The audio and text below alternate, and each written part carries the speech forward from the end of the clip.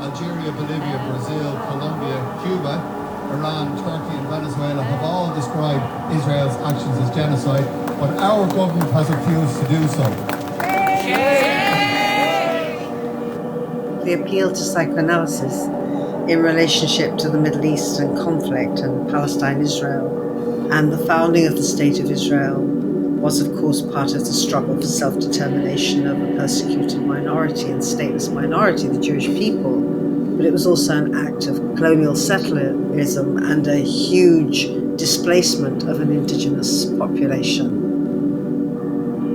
Representatives from Bangladesh, Egypt, Honduras, Iraq, Jordan, Libya, Malaysia, Namibia, Pakistan, Syria and Tunisia have also referred to genocide or the risk thereof in Gaza. Qatar and Mauritania have also described it as genocide. And yet, no EU member state, the Brits or the Americans, refuse to call it genocide.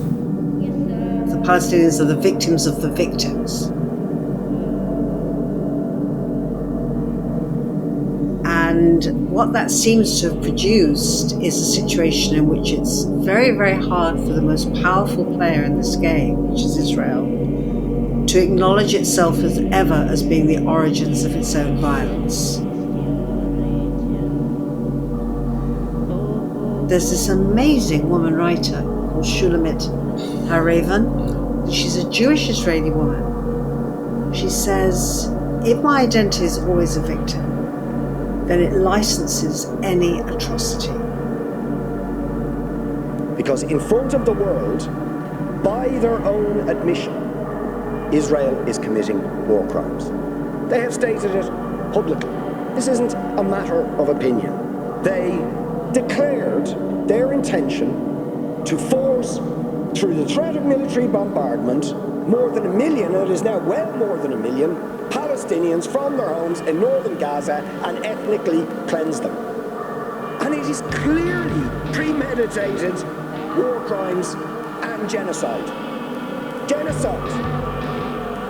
Muslim terrorist organisation that is building tunnels under them without...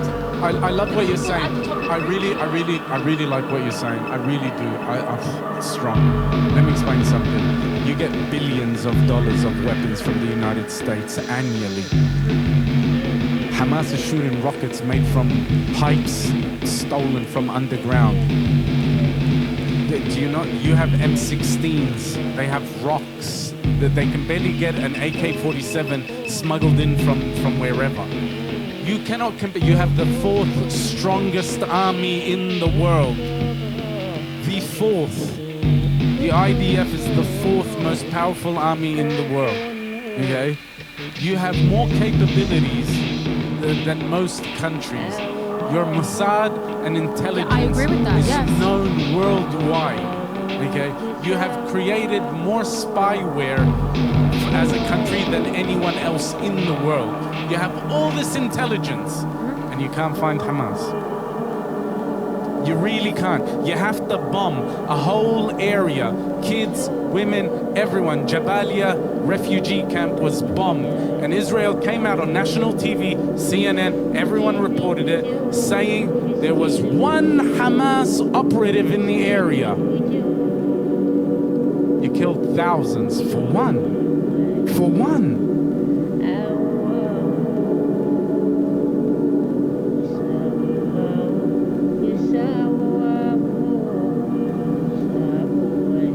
Despite the horror of the genocide against the Palestinian people being live streamed from Gaza to our mobile phones, computers and television screens, the first genocide in history where its victims are broadcasting their own destruction in real time in the desperate, so far vain hope that the world might do something. Gaza represents nothing short of a moral failure. As underscored by United Nations chiefs, that failure has, I quote, repercussions not just for the people of Gaza, but for the generations to come, who will never forget these over 90 days of hell and assaults on the most basic precepts of humanity. As stated by a United Nations spokesperson in Gaza last week, at the site of a hospital clearly marked with the symbol of the Red Crescent, where 5 Palestinians, including a 5-day-old baby, had just been killed. The world should be absolutely horrified. The world should be absolutely outraged. There is no safe space in Gaza, and the world should be ashamed.